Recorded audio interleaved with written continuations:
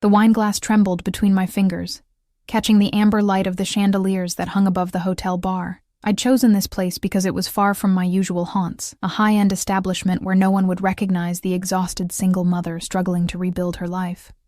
The silk blouse I'd splurged on clung uncomfortably to my skin, a costume that didn't quite fit the woman I'd become. "Another Pinot Grigio, Ms. Ellis." The bartender's voice pulled me from my thoughts. "No, thank you." I checked my watch. My friend Megan was 20 minutes late. Typical. Another night where I'd dressed up and ventured out, only to be forgotten. The weight of the past 2 years settled heavily on my shoulders, a familiar ache that never quite disappeared. I'd lost everything when Mike left. The house, our savings, even my dignity. He'd emptied our joint account the day before, telling me it was over, leaving nothing but divorce papers and a mountain of debt. Single motherhood wasn't the life I'd planned. But for Lily, my 4-year-old daughter, I'd wear any mask necessary, even this one, pretending I was fine, that I could afford to sit in places like this. The message from Megan lit up my screen. "Sorry, Emma. Can't make it. Rain check? Of course. I should have known." I downed the remaining wine, the bitterness matching my mood. As I gathered my purse, I sensed a shift in the atmosphere. The murmur of conversation dipped, like a collective held breath. He entered through the main doors, and even before I looked up, I felt his presence, a gravitational pull that commanded attention. 3 men in dark suits scanned the room before he stepped in. Tall, broad-shouldered, with olive skin and raven black hair that was neatly combed back from a face too severe to be called handsome, yet too magnetic to ignore. Our eyes met for the briefest moment across the dimly lit room. His were dark, unreadable, yet I felt stripped bare under his gaze. I looked away first, my cheeks burning as I fumbled with my credit card. When I glanced up again, he was being escorted to a private booth. A quiet conversation with the manager suggesting he wasn't a regular guest but someone who required special accommodation. "It's been taken care of." The bartender pushed my card back toward me. "I'm sorry?" "Your bill." The gentleman covered it. I turned, finding the man watching me from his booth, the slightest nod acknowledging my confused expression. A chill raced down my spine. Not fear, exactly, but something primal and warning. "Please tell him thank you, but I can pay my own way." I pushed my card forward again. The bartender looked uncomfortable. "Ma'am, I don't think—" "It's all right, Anthony." The voice came from behind me, deep and smooth like aged whiskey. "The lady wants to pay her own bill." I turned, startled by his proximity. Up close, the air around him seemed charged with quiet intensity. His suit was clearly custom-made, the fabric too perfect, the fit too precise. The scent of expensive cologne mingled with something earthier, leather, perhaps, and the faintest trace of cigar smoke. "I appreciate the gesture, but it wasn't necessary," I said, my voice steadier than I expected. His mouth curved slightly. "Not necessary, no. But I've found that the most interesting things rarely are." His accent was subtle, Italian perhaps, smoothed by years of American English. Something about him seemed vaguely familiar, as if I'd seen his face before, though I couldn't place where. Before I could respond, movement at the entrance caught my eye. Mike, my ex-husband, with the woman he'd left me for. Younger, blonder, draped in jewelry I recognized from our joint account statements after we'd separated. I froze, panic rising in my throat. I wasn't ready for this confrontation. Not here, not looking like this, trying and failing to appear unbroken. "Is something wrong?" The stranger followed my gaze. "My ex," I whispered, something desperate clawing inside me. "He can't see me here alone, not like this." Understanding flickered in those dark eyes. Before I could register what was happening, he'd moved closer, his hand coming to rest at the small of my back. The weight of it was both reassuring and dangerous. "Can you kiss me?" The words tumbled out before I could stop them. "My ex-husband is watching." For a moment, he went completely still. Then something shifted in his expression, a predatory focus that made my breath catch. "What's your name?" he asked, his voice dropping lower. "Emma. Emma Ellis." His eyes widened fractionally, a reaction so subtle I might have imagined it. His hand moved from my back to my face, thumb brushing my cheek with surprising gentleness. "Well, Emma Ellis." He said my name as if testing how it felt on his tongue. "I believe you asked me for something." His lips met mine with controlled restraint, but the effect was electric. My hands instinctively gripped the lapels of his jacket as the room seemed to tilt around us. What I'd intended as a show became something else entirely, a moment of connection that burned through the emptiness I'd carried for months. When he pulled away, his expression had changed, something calculating behind the heat in his eyes. "He's still watching," he murmured. "Perhaps we should continue this conversation somewhere more private." Warning bells sounded distantly in my mind, but they were drowned by the thrill of being wanted, of being seen, truly seen, for the first time in years. As he guided me toward the exit, his hand possessive at my waist, I caught Mike's stunned expression. The satisfaction was intoxicating. The stranger led me through the lobby toward the elevators, his security detail materializing around us with practiced efficiency. Only then did reality begin to seep back in. What was I doing? I didn't know this man, this obviously powerful, dangerous man who commanded rooms without speaking. "I should go," I said, stopping abruptly. "Thank you for helping me, but—" "Daniel," he supplied, watching me with that same unnerving intensity. Daniel Russo. The name hit me like a physical blow. Daniel Russo, the businessman whose face occasionally graced the financial sections, whose name was whispered in certain circles.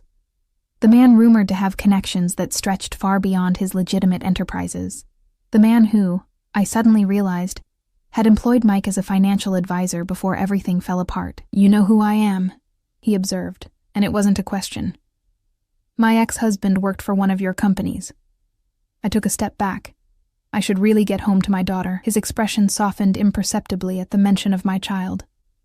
"Of course. My driver can take you." "That's not necessary. It's past midnight and it's raining." His tone left no room for argument. "I insist." Before I could protest further, we were outside, a sleek black car pulling up as if summoned by his mere presence. The driver stepped out, opening the door with a deference that spoke volumes. "Thank you for the rescue," I said, trying to regain some control over the situation. "I'm sorry for involving you in my personal drama." Daniel studied me for a long moment. "Mike Ellis," he said finally, the name sounding like a curse on his lips. "He worked in my financial department until 2 years ago. Left rather suddenly, as I recall." My stomach twisted. Yes. Interesting coincidence, but the way he said it made it clear he didn't believe in coincidences. The rain was coming down harder now, drumming against the awning above us. I needed to leave, to break whatever spell had momentarily overcome my better judgment. "Goodbye, Mr. Russo." I moved toward the waiting car. His hand caught mine, the touch sending another jolt through me. He pressed a business card into my palm, closing my fingers around it. "When you're ready to tell me what he took from you," Daniel said quietly, "call this number." I stared at him, confusion and fear, and something else entirely battling within me. "What makes you think he took anything?" Daniel's smile didn't reach his eyes. "Men like your ex-husband always take something that doesn't belong to them." He stepped back, the rain casting shadows across his face. "And I always get back what's mine, Emma Ellis." The drive home was a blur, my mind racing with questions. How much did Daniel Russo know about Mike's sudden departure from his company? About the money that had disappeared? About me? As the car pulled up to my modest apartment building, the driver handed me an envelope. "Mr. Russo requested this be given to you." Inside was a stack of $100 bills and a note in elegant handwriting, "For the daughter of a brave mother." No strings attached. I should have returned it. Instead, I thought of Lily's upcoming birthday, of the mounting medical bills from her last asthma attack, of the eviction notice tucked in my drawer. I clutched the envelope to my chest, knowing I had just made a deal with a devil whose terms I didn't understand. What I couldn't know then was that Daniel Russo had been watching me long before tonight. That my chance encounter was anything but chance. That the kiss that had set my world on fire was merely the first spark in what would become an inferno. Because Daniel Russo wasn't just a businessman with questionable connections. He was the man my ex-husband had stolen from, and now, somehow, he thought I belonged to him too. The next morning, I woke to Lily's small hand patting my cheek. Her dark curls were wild from sleep, her eyes, so like mine, wide and innocent. "Mommy, it's pancake day," she whispered, as if sharing a state secret. "Friday, our ritual." For a moment, I let myself forget the strange encounter from the night before, focusing instead on my daughter's smile, on the simple joy of our traditions. "With blueberries?" I asked, already knowing the answer. She nodded solemnly. "And chocolate chips." The envelope from Daniel Russo lay hidden in my bedside drawer, its contents both salvation and burden. I'd counted the money after Lily had fallen asleep. $5,000, an impossible sum that could solve so many immediate problems, yet one that came with invisible strings I could feel pulling taut around me. As I mixed pancake batter, my phone buzzed with a text from an unknown number. "I hope you slept well, Emma. The car will remain at your disposal today." My fingers hovered over the screen. How did he get my number? I hadn't given it to him. The realization sent a chill through me, one that warred with the unexpected warmth of being remembered, considered. "Who's that, Mommy?" Lily asked, standing on her tiptoes to peer at my phone. I set it down quickly. "No one, sweetheart. Just work." The lie tasted bitter but necessary. I'd worked hard to create a stable environment for her after Mike left, to shield her from the harsh realities of our situation. After dropping Lily at preschool, I drove to the accounting firm where I worked. The sleek black car followed at a discreet distance, a shadow I couldn't shake. It should have frightened me. Instead, I found myself checking my reflection in the rearview mirror more often than necessary, wondering if Daniel himself was watching. My cubicle felt smaller than usual, the fluorescent lights harsher. As I sorted through client files, my mind kept returning to Daniel's words. "When you're ready to tell me what he took from you, call this number." How did he know? Had Mike stolen from him too? The questions circled like hungry wolves. "Emma?" My boss, Sandra, appeared at my desk. "There's someone here to see you." My heart leapt, irrationally expecting Daniel's imposing figure. Instead, Mike stood in the reception area, looking as polished and unrepentant as ever in his designer suit. The sight of him, once so familiar, now so foreign, sent anger rushing through me. "What do you want?" I asked, keeping my voice low. "I'm working." His smile was all artificial charm, the same smile that had once convinced me he'd love me forever. "Can a guy check on the mother of his child?" "You haven't checked on either of us in months. Why now?" His eyes narrowed slightly. "I saw you last night, at the Bellamy Hotel." Of course, this wasn't concern. It was wounded pride. "And?" I crossed my arms. "And I'm curious about your new friend." He stepped closer, lowering his voice. "Do you have any idea who Daniel Russo is?" The way he said the name, with fear barely masked by bravado, confirmed my suspicions. "Why don't you tell me, Mike, since you worked for him?" A muscle twitched in his jaw. "That man is dangerous, Emma." "Whatever you think you're doing." "What I'm doing?" Indignation flared hot in my chest. "I'm surviving. I'm raising our daughter alone while you're off spending money you stole from us." He grabbed my arm, fingers digging painfully. "Keep your voice down." "Let go of me." I twisted away, aware of my coworkers pretending not to watch. "You need to stay away from Russo," he hissed. "You have no idea what you're getting involved in." "Like you stayed away from his money?" The words were out before I could stop them. Mike's face drained of color. "What did he tell you?" "Nothing." "But your reaction just did." Understanding dawned, cold and clear. "You didn't just steal from me, did you? You stole from him." He glanced around nervously. "This isn't about that." "Then what is it about, Mike?" I demanded. "Because in 2 years, you haven't once warned me about the men I date." "Not that there have been many, since I've been too busy working 3 jobs to keep a roof over our daughter's head." Something like shame flickered across his face before vanishing. "Just listen to me for once. Whatever he's offering you, it's not worth it. He doesn't forgive, and he doesn't forget." He ran a hand through his perfectly styled hair. "Why do you think we had to leave so suddenly?" The pieces clicked into place, the unexplained urgency of our divorce, the way he'd insisted on moving across town immediately afterward, his paranoia about our financial records.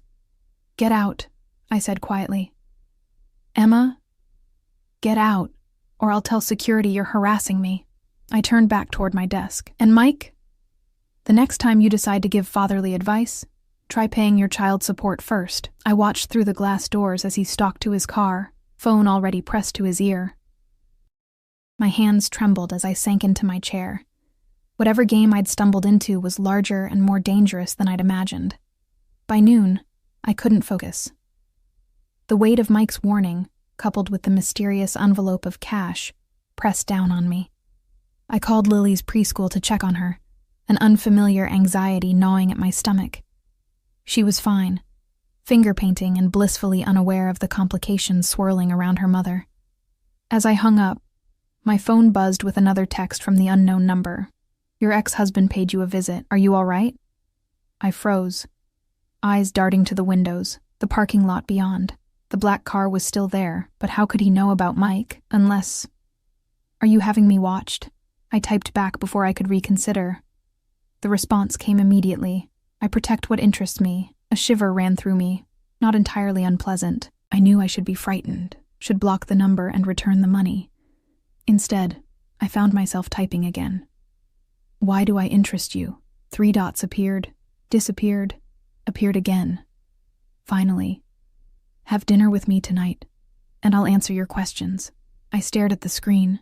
Everything within me screamed that this was a terrible idea, yet beneath the warning bells rang another sound. Opportunity. Daniel Russo knew things about my ex-husband, about the money that had vanished, about the sudden collapse of the life I'd built. And perhaps, just perhaps, he could help me rebuild it. I can't. I have my daughter. The response was immediate. Bring her. The suggestion was so unexpected it made me blink. Dangerous crime lords didn't host dinner parties for single mothers and their preschoolers, did they? That's not a good idea. I disagree. 7 o'clock. The car will pick you both up. Unless you're afraid? The challenge was clear, and something rebellious stirred within me. For 2 years, I'd been the responsible one, the careful one, while Mike lived without consequences. Maybe it was time for me to take a risk. "We'll be ready at 7. The workday crawled by, each minute stretching like taffy. By the time I picked up Lily from preschool, my nerves were frayed to breaking. "Mommy, why are you making that face?" Lily asked as I helped her into her booster seat. "What face, sweetie?" "You're thinking too hard face." She scrunched up her nose in imitation, like when the bills come. "Out of the mouths of babes. We're going somewhere special for dinner tonight," I said, deflecting. Her eyes lit up. "McDonald's?" I laughed, some of the tension easing. "Even better. A new friend invited us." At home, I stood before my closet, the inadequacy of my wardrobe suddenly glaring. The nicest dress I owned was the one I'd worn last night, hardly appropriate for a second wearing. Behind it hung a red dress I'd bought before Lily was born, when Mike and I still went on dates. I pulled it out, surprised to find it still had the tags. A lifetime ago, I'd been saving it for a special occasion that never came. The silk felt cool against my skin as I slipped it on, the color vibrant against my pale complexion. It was more daring than anything I'd worn in years. The neckline lower, the fit more snug. I almost took it off immediately, but then caught sight of my reflection. The woman looking back at me wasn't just a struggling mother or abandoned wife. She was someone who could command attention, who could take risks. I helped Lily into her favorite dress, a purple confection with enough tulle to satisfy any 4-year-old's princess fantasies. As I brushed her dark curls, so like my own, she chattered excitedly about meeting a new friend. "Is it a prince?" she asked seriously. "In my book, the mommy meets a prince, and he has a castle." My chest tightened. "No, sweetie. He's just a businessman." How did one explain Daniel Russo to a child? And I don't think he has a castle. Does he have a swimming pool? I laughed despite myself. I have no idea. At precisely 7, my phone buzzed. The car was waiting. Taking a deep breath, I gathered my daughter and my courage and stepped outside. The same driver from last night held the door open, his expression softening slightly at the sight of Lily. As we settled into the plush leather seats, Lily's eyes went wide with wonder. "Mommy, it's like a spaceship," she whispered, running her hands over the seats. The drive took us out of the city, through neighborhoods that grew progressively more exclusive. Eventually, we turned onto a private road that wound through immaculately landscaped grounds, before revealing a sprawling estate perched on a cliff top overlooking the ocean. It wasn't a castle, but it wasn't far off. Security gates swung open as we approached, guards stationed discreetly along the driveway. My anxiety returned tenfold. What was I thinking? Bringing my child to the home of a man whispered to have connections to organized crime. A man who, just last night, had kissed me with such controlled passion it had left me breathless. "Are we here?" Lily asked, as the car stopped before massive double doors. "Yes," I managed, throat dry. "Remember your manners, okay?" She nodded solemnly. No elbows on the table, no talking with my mouth full, a pause. "Do I have to eat vegetables?" Before I could answer, the car door opened, and there he was, Daniel Russo, dressed more casually than last night in dark slacks and a crisp white shirt open at the collar, yet still radiating the same commanding presence. His eyes found mine first, something like appreciation flickering in their depths as he took in the red dress. Then his gaze shifted to Lily, and his expression changed, softened in a way I wouldn't have thought possible. He crouched down to her level, a gesture so unexpected it left me momentarily speechless. "You must be Lily," he said, his voice gentler than I'd heard it. "Your mother has told me about you." Lily, normally shy with strangers, studied him with frank curiosity. "Do you have a swimming pool?" she asked without preamble. A genuine smile transformed his severe features. "As a matter of fact, I do. Perhaps another time your mother might bring your swimming clothes," she beamed, turning to me with triumph. "See, Mommy? I told you." Daniel straightened, offering his hand to help me from the car. The brief contact sent that same electric current through me. "The red suits you," he murmured, close enough that only I could hear. "Thank you for inviting us," I said formally, trying to establish some boundary, some normalcy in this surreal situation. He inclined his head slightly. "Thank you for coming. Both of you."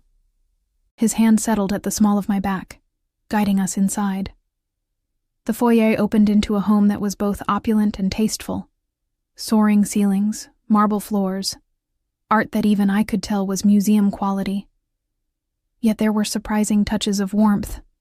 Fresh flowers, comfortable-looking furniture, shelves lined with books that appeared well-read rather than decorative. "Your home is beautiful," I said, because it was expected, because the silence between us felt too charged. "It serves its purpose." He watched Lily as she stared wide-eyed at a massive aquarium built into one wall. "Most of my guests are not as appreciative as your daughter. Most of your guests are probably not 4 years old." His mouth curved slightly. "True." He gestured toward an adjoining room. "I thought we might eat on the terrace. The view at sunset is worth seeing." As if on cue, a woman appeared. Not a maid, but someone whose bearing suggested more authority. "Mr. Russo, dinner is ready whenever you are." "Thank you, Maria." He turned to Lily. "Miss Lily, Maria has prepared something special for children tonight. Would you like to see?" My daughter, traitor that she was, slipped her hand trustingly into his much larger one. "Is it pizza? I love pizza." "Even better," he promised, leading us through the house.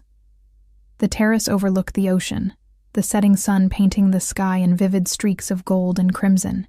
A table had been set with fine china and crystal, the effect somewhat diminished by the plastic princess plate at one setting, and the small vase of wildflowers clearly chosen with a child in mind. He'd prepared for her coming. The realization sent a confused jumble of emotions through me. Gratitude, suspicion, and something warmer I didn't dare name. As we settled at the table, I caught Daniel watching me with that same intense focus. "You have questions," he said quietly, while Lily exclaimed over her special macaroni and cheese. "Now is the time to ask them." I took a steadying breath. "What did my husband take from you?" Daniel's expression darkened. $2 million. transferred through a series of offshore accounts. And something far more valuable. What? His eyes held mine, unwavering. The location of my sister and her son. The admission hung between us, unexpected and weighty. I set down my fork, appetite suddenly gone. Your sister? I repeated, trying to make sense of this new information. Daniel's jaw tightened, a muscle working beneath the skin. Sophia was in witness protection. She testified against our father 10 years ago when the FBI finally built a case against him. The implications settled like stones in my stomach. If Daniel's father had been investigated by the FBI, if his sister had needed witness protection. Your family is involved in organized crime, I said quietly, glancing at Lily, who was happily engrossed in her dinner, oblivious to the conversation. Was, he corrected. My father died in prison 3 years ago. And you? His dark eyes met mine. I've built my businesses through legitimate means, Emma, but yes, I still have connections to that world. It's not something one simply walks away from. I should have been frightened, should have gathered Lily and fled. Instead, I found myself wondering what it must have been like for him, carrying that legacy while trying to forge a different path. What happened to your sister? I asked. Pain flickered across his face before he masked it. 2 years ago, her location was compromised. She and my nephew disappeared. I've been searching for them ever since. 2 years ago. The same time Mike had cleaned out our accounts and demanded a rapid divorce. You think Mike had something to do with it? It wasn't a question. Daniel's expression hardened. I know he did. Your husband worked in my financial department. He had access to sensitive information, including transfers I made to ensure my sister and nephew were cared for. I shook my head, disbelief warring with a horrible certainty. Mike couldn't. He sold that information to someone who wanted to find her. Daniel's voice was cold now, controlled fury beneath the surface. Whether he knew exactly what he was doing or just saw a payday, the result was the same. Sophia and Marco vanished. Are they? I couldn't finish the question. Dead? I don't believe so. The people looking for them would want me to know if they were. He reached for his wine glass, knuckles white around the stem, their leverage. The pieces were fitting together, forming a picture I didn't want to see. That's why you approached me last night. You think I know something. His gaze softened slightly. Initially, yes. When I saw you at the hotel, looking so beautiful, so vulnerable, I thought perhaps fate had finally dealt me a winning hand. A mirthless smile touched his lips. Then you asked me to kiss you, and I forgot about strategy altogether. Heat rushed to my face at the memory. I didn't know who you were. Would it have mattered? Before I could answer, Lily's voice broke in. Mommy, I'm finished! Can I see the fishies again? The interruption was a relief, a moment to collect my scattered thoughts. Daniel signaled to Maria, who appeared as if conjured. Perhaps Maria could show Lily the aquarium while we have coffee, he suggested, his tone making it clear this was more than a casual offer. It was a chance to speak freely.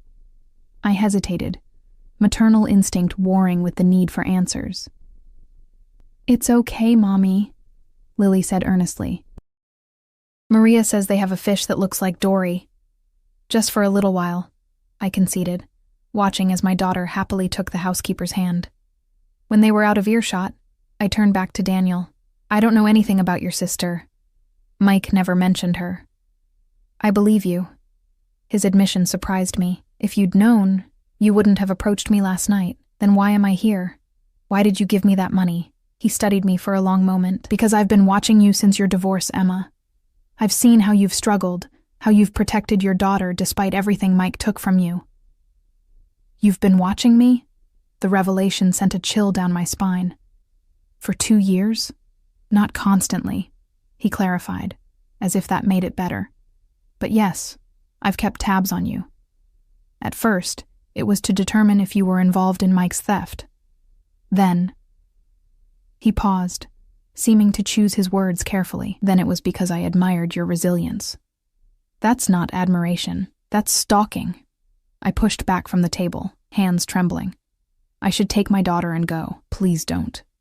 For the first time, there was something vulnerable in his expression. At least hear my proposal first. Proposal? I repeated, wary. He rose, moving to the edge of the terrace where the last light of sunset cast his profile in sharp relief. I want to find my sister and nephew. I want to bring them home safely. What does that have to do with me? Daniel turned, his gaze direct and unflinching. Your ex-husband knows where they are, or at least who has them. But he's disappeared, gone to ground since he realized I was closing in on him. Understanding dawned. You want to use me to get to him. I want your help, he corrected. Willingly given. And if I refuse, his expression didn't change. Then I'll have my driver take you and Lily home, and you'll never hear from me again. The money is yours to keep either way. The offer of freedom should have been reassuring. Instead, it left me feeling strangely hollow. Why would I help you? Because Mike didn't just steal from me, Emma. Daniel moved closer, his presence overwhelming in the fading light. He stole from you too, your security, your daughter's future. Don't you want justice? The word struck a chord within me. Justice. After 2 years of watching Mike walk away unscathed while I picked up the pieces, the prospect was intoxicating. What exactly would you want me to do? Contact him. Tell him you found something of his while going through old papers, something important. Arrange a meeting. I shook my head. He'd never believe that. And after today, he knows I've been in contact with you. Daniel's smile was cold, precisely. Tell him you're afraid, that you want his help getting away from me. His ego won't let him resist playing the hero, especially if he thinks it might hurt me in the process. And then what? You just show up and... what? Torture him for information? The words tasted sour on my tongue. I'm not a monster, Emma, despite what you may have heard. He stepped closer, close enough that I could feel the heat radiating from his body. I simply want a conversation with him, one he can't run from. And my daughter, where does she fit into this plan? His expression softened at the mention of Lily. She doesn't. I would never put a child in danger. She could stay with Maria. She seems quite taken with her. I don't even know Maria, I protested. I don't know you. Then take some time. Get to know us. His hand found mine, the touch sending that same electric current through my veins. Stay the weekend, both of you. The suggestion was so unexpected I could only stare at him. Here? With you? The East Wing has its own entrance. Complete privacy. You and Lily would be comfortable there, and you could leave at any time. Why would I agree to that? His thumb traced circles on the inside of my wrist. A simple touch that somehow made it difficult to concentrate. Because you're curious. Because you want answers as much as I do. And because... He leaned closer, his breath warm against my ear. You felt something when I kissed you. Something you haven't felt in a very long time. I pulled away, cheeks burning. That's presumptuous. But not incorrect. His confidence should have been infuriating. Instead, it sent a forbidden thrill through me. Before I could formulate a response, Lily's delighted laughter rang out as she returned with Maria. Mommy, they have turtles too. Real ones.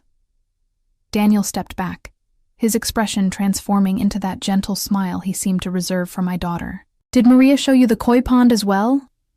Lily nodded enthusiastically. The orange fishies are as big as my arm. She stretched her small limbs wide to demonstrate.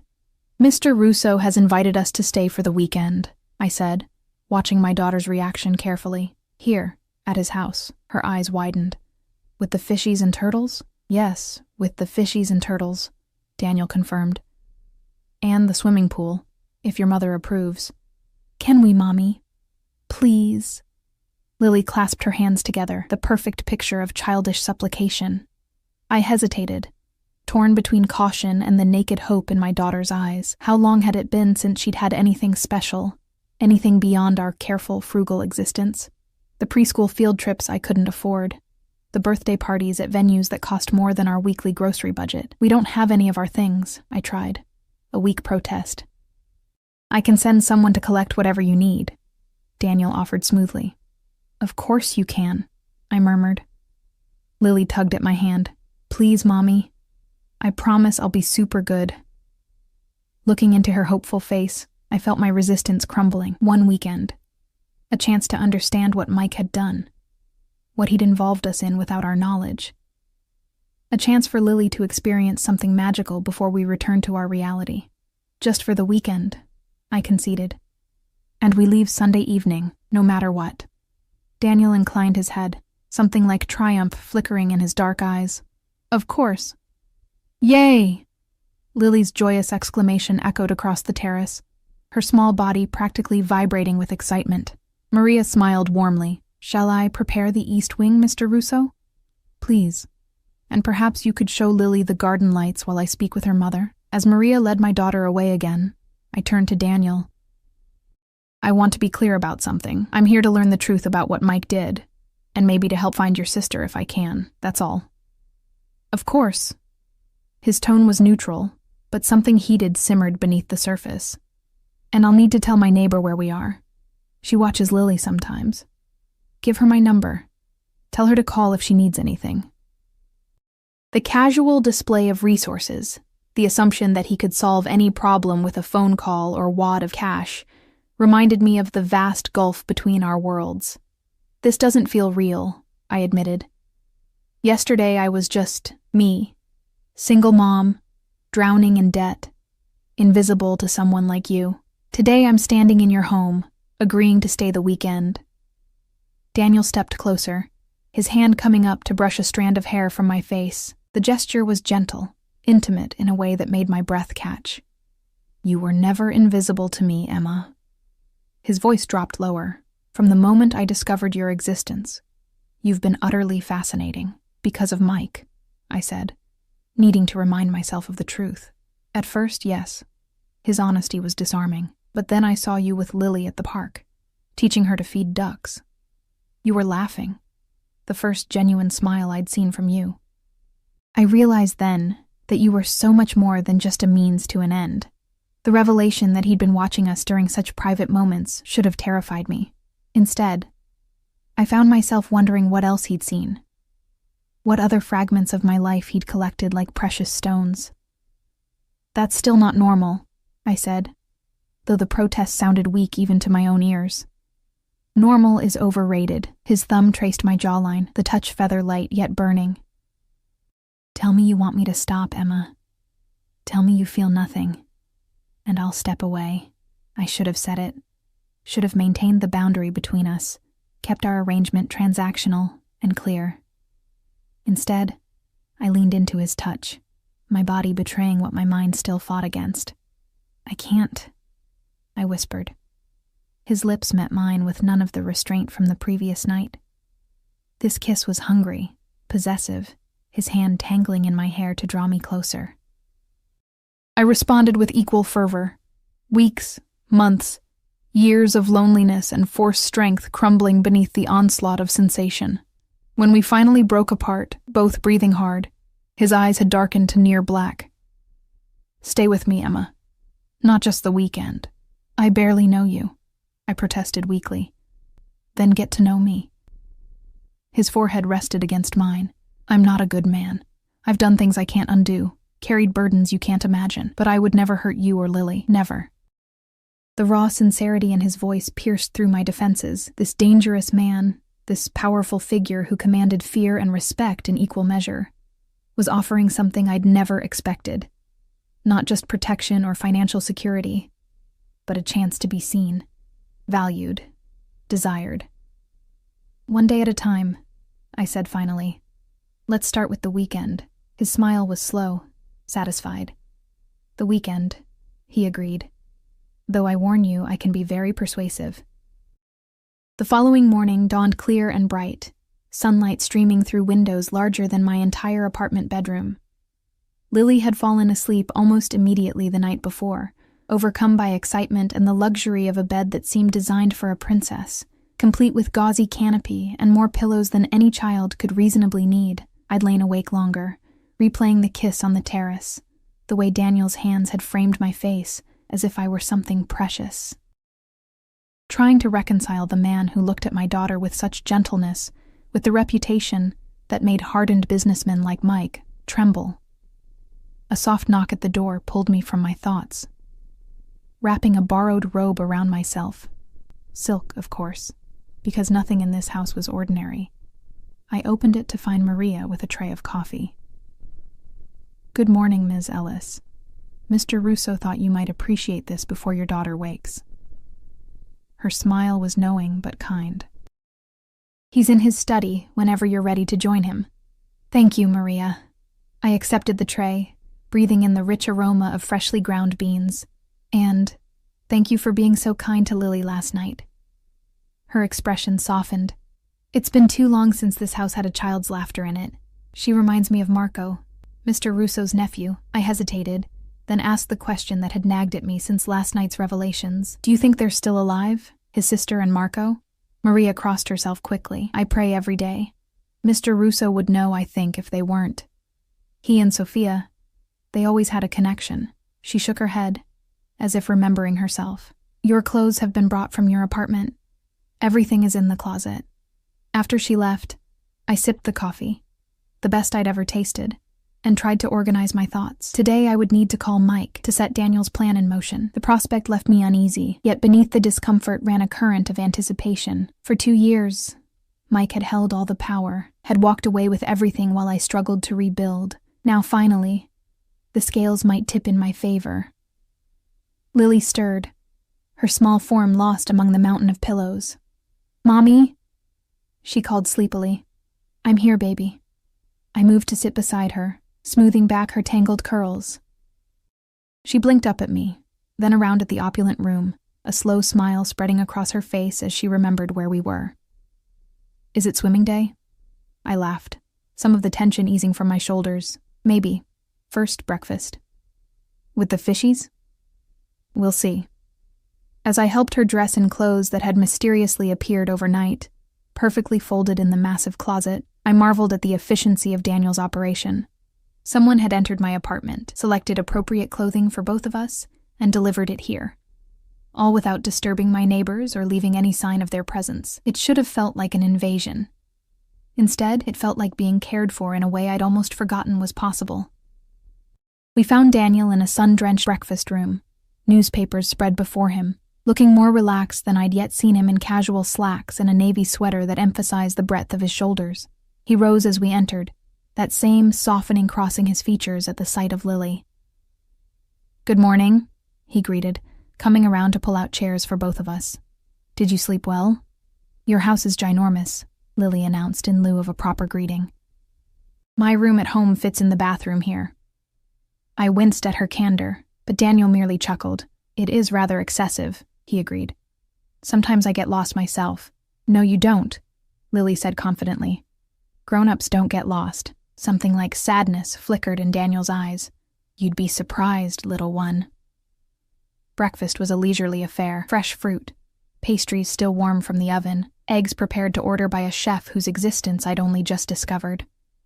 Lily chattered continuously. Her initial shyness completely evaporated in the face of Daniel's patient attention and the wonders of his home. Maria says you have horses, she exclaimed between bites of pancake. Real ones. Daniel nodded solemnly. 3. Would you like to meet them? Her eyes widened. Can I ride one? Lily, I interjected. Mr. Russo is very busy. He doesn't have time to.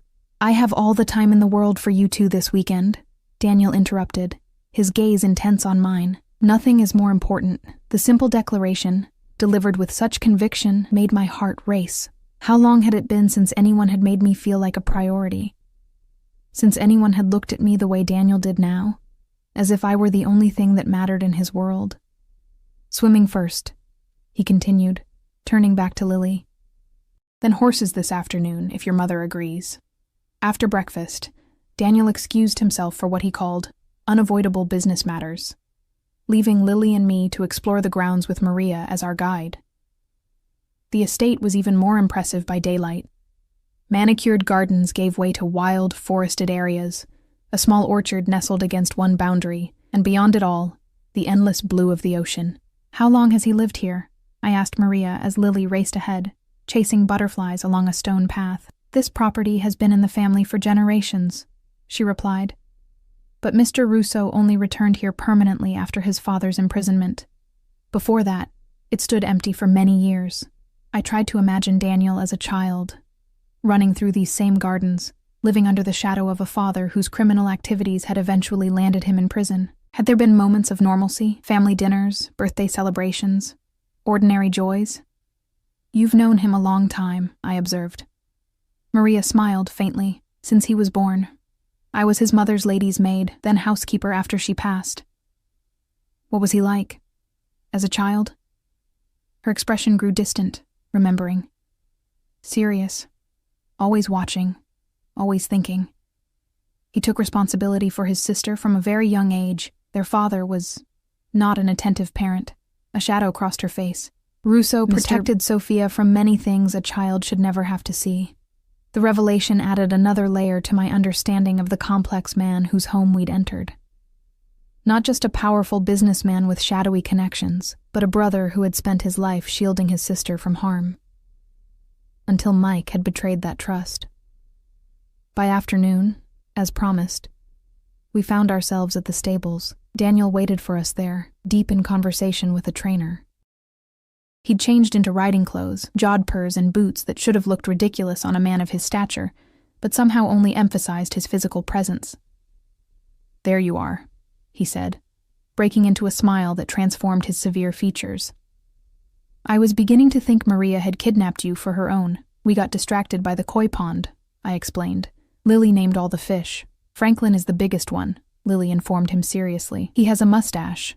Daniel crouched to her level, a gesture I was beginning to recognize as his way of giving her his full attention. "That's very important information. Thank you for telling me." The trainer brought out a small, gentle mare for Lily, who could barely contain her excitement as Daniel lifted her into the saddle. I watched, heart in my throat, as he led her around the paddock, one hand on the reins, the other steadying her back. The picture they made, dark heads bent together, his large frame protectively curved around her small one, created an ache in my chest I couldn't quite name. "He's good with her," the trainer commented, coming to stand beside me. "Never seen him like that with anyone." I made a non-committal sound, unwilling to examine the implications too closely. After the riding lesson, Daniel surprised us with a picnic by the swimming pool. Simple sandwiches and lemonade that somehow tasted better in the sun-dappled shade of ancient oak trees. Lily, exhausted from her adventures, fell asleep on a lounge chair, her small face peaceful in repose. "You've created a perfect day for her," I said quietly, watching my daughter's chest rise and fall. "Thank you." Daniel's expression was contemplative. Children deserve perfect days, as many as possible. Speaking from experience, the opposite. His tone was neutral, but I sensed the weight behind his words. My childhood had very few perfect days, Sophia's as well, until I was old enough to shield her from the worst of it. "Your father," I guessed. He nodded once, sharp and definitive. "A cruel man who saw his children as extensions of himself, tools to be used in his business. Is that why she testified against him?" "Partly." His gaze drifted to the horizon, unseeing. "She was pregnant with Marco, wanted her son born into a different world than the one we inherited." The simple explanation contained volumes. A lifetime of difficult choices, of burdens shouldered too young, of trying to break free from a legacy of violence. "And you?" I asked. "Why didn't you testify too?" His smile was humorless. Someone had to protect her afterward. The FBI couldn't be trusted with that responsibility. The answer should have frightened me, the casual dismissal of law enforcement, the implication that he'd used extra legal means to ensure his sister's safety. Instead, I found myself understanding, in his position, would I have done any differently to protect Lily? "You need to call him," Daniel said, changing the subject abruptly. "Today." "Mike." Reality crashed back, reminding me why we were really here. "What do I say?" "That you're frightened. That I've been asking questions about him. About money he might have taken. That you need his help." Daniel's expression hardened. "He'll come. His ego won't let him resist playing the savior, especially where you're concerned. You don't know that. I've studied him for 2 years, Emma. I know exactly what motivates him." His voice dropped lower. "Greed, pride, and you." "Me?" I scoffed. "He left me with nothing. Because he couldn't control you anymore. You were becoming too independent, too strong." Daniel reached across the table, his hand covering mine. "He may not want you, but he can't stand the thought of someone else having you. Especially me. The possessive edge in his voice sent a shiver down my spine, not entirely unpleasant. Is that what this is about? You having me?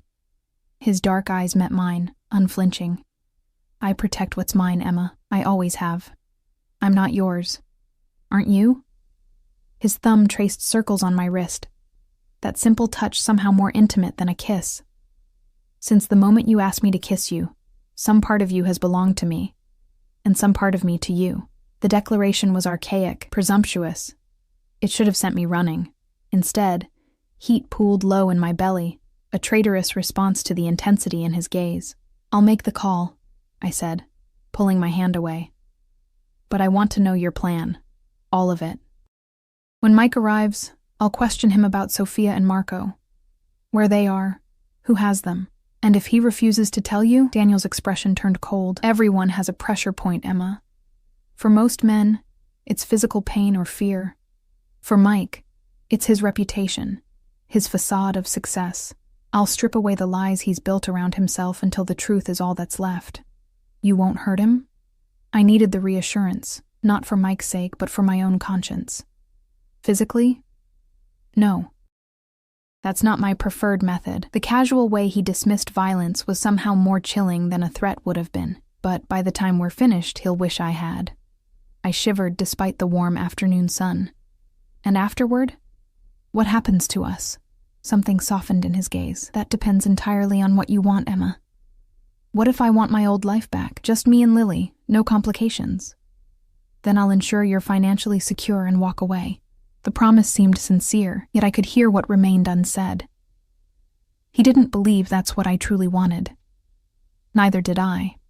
I made the call that evening after Lily had gone to bed, her small body exhausted from swimming and riding and more excitement than she'd experienced in months.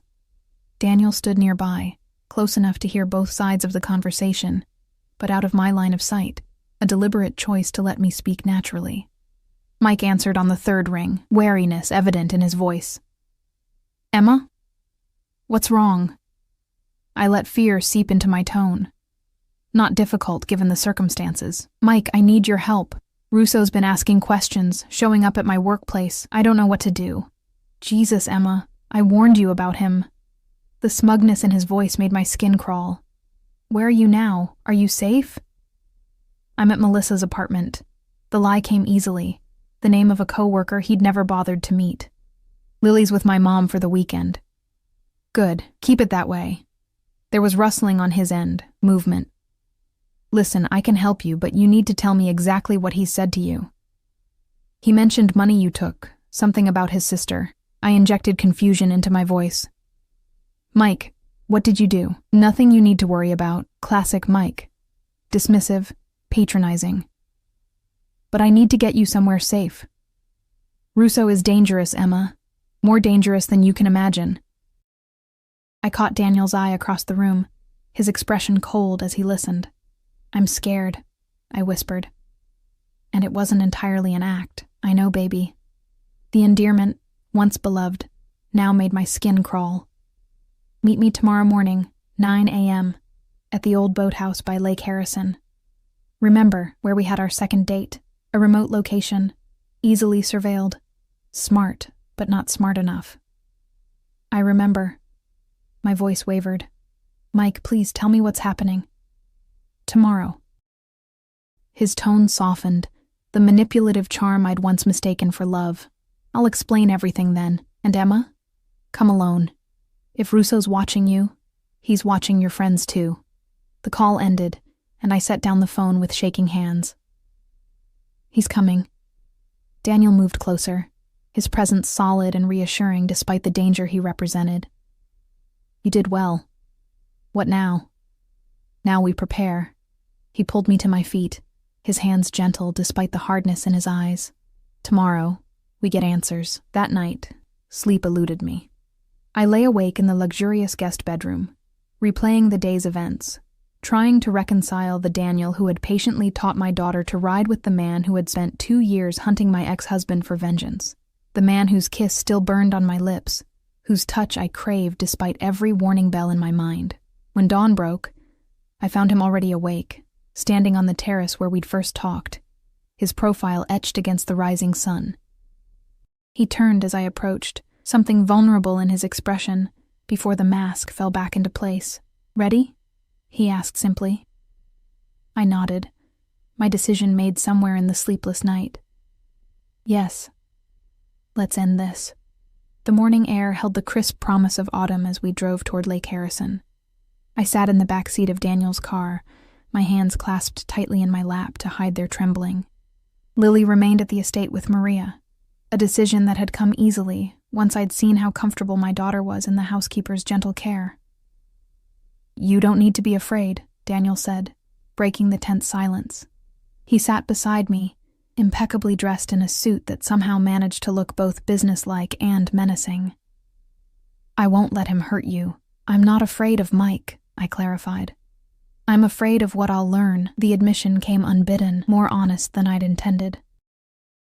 Daniel's hand covered mine, warm and steadying. "Whatever truths come to light today, you'll face them with me beside you." The simple promise shouldn't have meant so much. Yet as we approached the boathouse where my past and present were about to collide, I found myself drawing strength from his certainty. The boathouse stood on the edge of Lake Harrison, a weathered wooden structure that had once been charming but now bore the neglect of years. Mike and I had come here in the early days of our relationship, renting canoes and picnicking on the shore. The memory seemed to belong to another lifetime, another Emma. "My men have secured the perimeter," Daniel said as the car pulled to a stop in the gravel lot. "He's already inside. Came early to check for traps. He's expecting you." I realized. Daniel's smile was cold. Of course. He's not stupid, just greedy and overconfident. He checked his watch. "Wait 5 minutes after I enter, then follow. Your presence will be useful." As he moved to exit the car, I caught his sleeve. "Daniel." His name felt intimate on my tongue.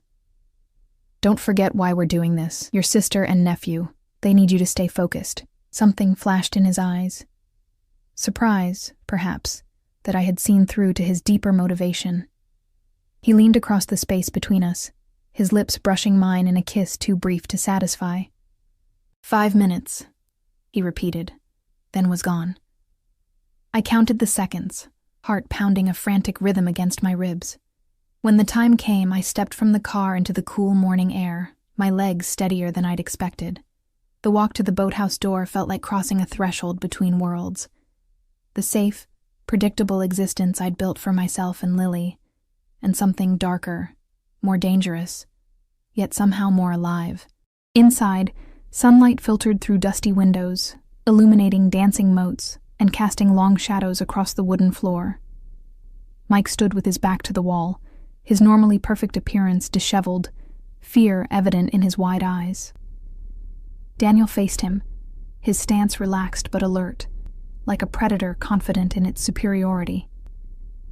"Emma," Mike's voice cracked on my name. "Thank God. We need to leave now." "She's not going anywhere," Daniel said, his tone conversational despite the threat beneath the words. "Neither are you, until we've had our discussion." "I don't know anything about your sister," Mike protested, eyes darting between us. "This is all a misunderstanding." Daniel sighed, as if disappointed by such a predictable lie. 2 years ago, you accessed secure files containing transfer records to an account in Phoenix. 3 days later, my sister and her son disappeared from their home in the middle of the night. A week after that, you emptied your joint accounts and demanded a divorce. He stepped closer to Mike, who pressed himself flatter against the wall. "That's not a misunderstanding. That's a sequence of events. I was being blackmailed." The words burst from Mike, desperation overriding caution. "They said they'd kill me if I didn't get them the information." "Who?" Daniel's question cracked like a whip. Mike's gaze slid to me, then back to Daniel. "The Moretti family. They knew I worked for you, knew I had access. The name meant nothing to me, but Daniel's expression darkened perceptibly. The Morettis are in Boston. What business do they have with my sister?" "Your father killed Enzo Moretti's son before he went to prison. They wanted revenge." Mike was speaking rapidly now, words tumbling over each other. "They didn't tell me what the information was for, just that they needed account numbers, transfer records. And you gave it to them.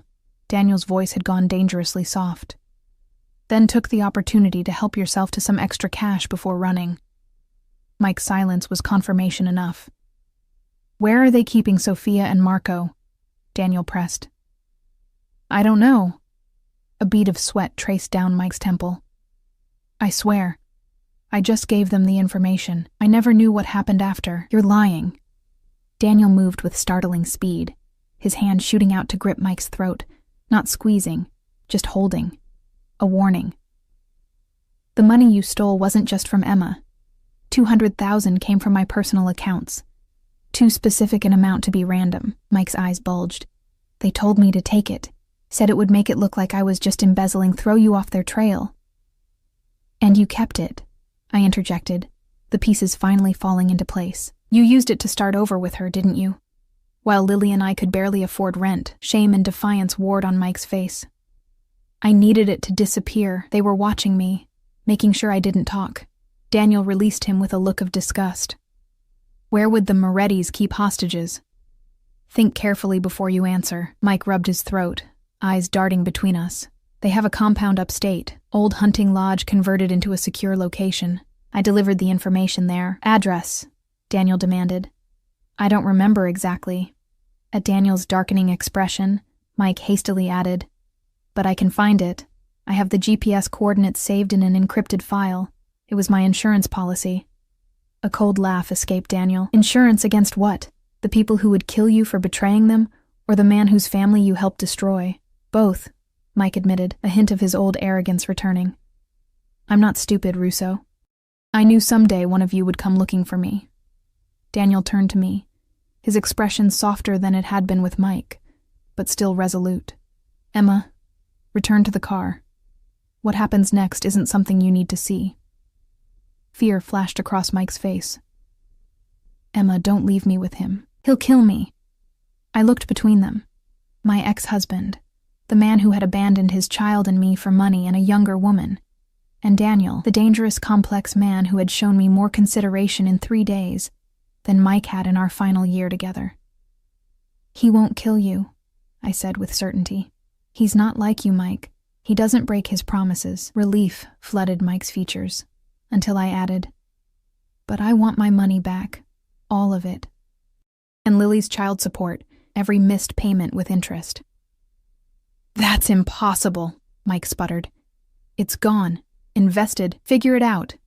I cut him off, channeling some of Daniel's calm authority. Consider it your chance at redemption. I turned to leave, then paused at the doorway. One more thing.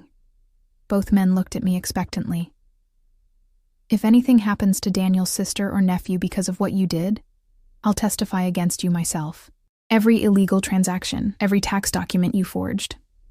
Everything. The walk back to the car felt liberating, as if I'd finally shed the last remnants of the woman who had once loved Mike Ellis, the woman who had believed his lies, who had accepted less than she deserved for fear of being alone. Daniel returned 15 minutes later, his expression grim but satisfied. He slid into the seat beside me, his presence filling the car with contained energy. He's alive, he said before I could ask, though his pride may never recover. Did you get what you needed? He nodded, holding up a small flash drive. Coordinates, security details, guard rotations. He was more thorough than I expected. Will it be dangerous? Getting them back? Daniel considered the question, his honesty one of the things I'd come to value most. Yes. But I've been preparing for this moment for 2 years. My people are ready. When do you leave? His dark eyes met mine. Tonight. The sooner we move, the less chance the Morettis have to relocate them. A hollow feeling opened in my chest at the thought of him walking into danger. I should take Lily home then. Or you could stay. His hand found mine, fingers interlacing. Wait for my return. The offer hung between us, weighted with possibilities. And if you don't return, Maria has instructions. You and Lily would be taken care of, protected. His thumb traced circles on my palm, the gesture becoming familiar. But I will come back, Emma. I have too much to live for now. The simple declaration, delivered with such conviction, made my heart stutter. We barely know each other, I reminded him, and myself. Sometimes a few days can reveal more truth than years of half-living.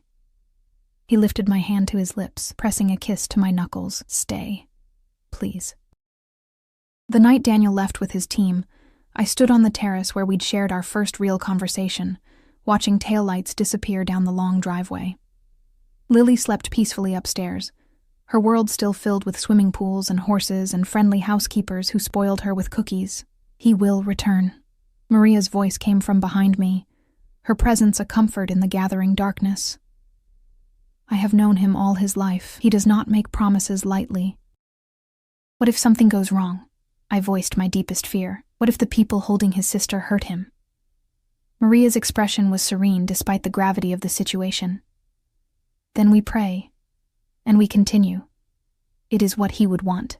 The next 3 days passed in a strange limbo of mundane moments and paralyzing worry. I read to Lily, swam with her in the pool, tried to maintain normalcy while my thoughts constantly returned to Daniel, imagining him in danger, imagining him not returning at all. On the third night, I was awakened by the sound of vehicles on the driveway. I rushed to the window, heart in my throat, to see several black SUVs pulling up to the main entrance. Figures emerged, men moving with military precision, supporting 2 smaller forms between them. I raced downstairs in my nightgown, propriety forgotten in my need to know. The main hall was a flurry of activity. Security personnel, medical staff, voices calling for supplies and assistance. And then I saw him. Daniel stood in the center of the chaos, a small boy clutched in his arms, a woman leaning heavily against his side. His shirt was torn and bloodied, a gash visible above his eyebrow. But his eyes, when they found mine across the room, were alive with triumph and relief. "Emma," he breathed, the single word containing multitudes. I moved toward him without conscious thought, drawn by the gravitational pull that had existed between us from the first moment. As I reached him, the woman at his side lifted her head, her features a feminine echo of Daniel's. The same dark eyes, the same proud bearing despite her obvious exhaustion. "Sophia," Daniel said, his voice thick with emotion. "This is Emma. Emma, my sister Sophia, and my nephew Marco." The boy in his arms, perhaps 6 or 7 years old, regarded me with solemn curiosity. Sophia's gaze was more assessing, taking in my presence in her brother's home with a raised eyebrow. "So you're the one," she said simply. Before I could ask what she meant, medical personnel surrounded them, insisting on immediate attention for their injuries. Daniel reluctantly allowed his nephew to be taken from his arms, his eyes never leaving the boy until he turned back to me. "You stayed," he said, wonder in his voice. "I stayed." His hand, scraped and bruised, reached for mine. "It's over. They're safe." "And you?" I asked, noting the way he held himself carefully, as if hiding greater injuries. "Nothing that won't heal." His smile was weary but genuine. "Nothing that matters now that they're home. Now that you're here." Later, after the doctors had treated his injuries, 3 broken ribs, a concussion, numerous lacerations that would leave scars to join others on his body, I sat beside his bed, watching him sleep. The powerful, dangerous man looked suddenly vulnerable in repose. His features softened. The weight of his responsibilities temporarily lifted. I thought about the journey that had brought me here. From abandoned wife to whatever I was becoming in Daniel's world. Not a victim, not a pawn, but a woman who had found her strength and her voice. A woman who had chosen to stay, despite the risks, because some connections were too powerful to deny. When Daniel opened his eyes, finding me still beside him, his smile held all the promise of dawn after the darkest night. "I love you," he said simply, the words unadorned yet profound in their certainty. In that moment, with my daughter sleeping safely down the hall, and this complicated, honorable, dangerous man offering his heart to me without reservation, I made my final choice. "I love you too," I whispered, the truth of it settling into my bones. "And we're staying. Both of us." His hand found mine in the darkness, fingers interlacing as they had from the first. Not a perfect ending. There would be challenges ahead, adjustments as we built this unexpected life together, but a beginning. Real and flawed and alive with possibilities, and that was enough.